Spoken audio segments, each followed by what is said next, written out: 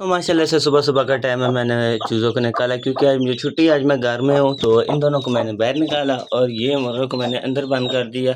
या ये मुर्गी मुझे मारने के लिए आ रही है, मैं ऐसे हिल भी नहीं सकता, तो मुर्गे को मैंने वो अंदर बंद कर दिया है, क्योंकि ये इन बाकियों छोटों को मारता है ये।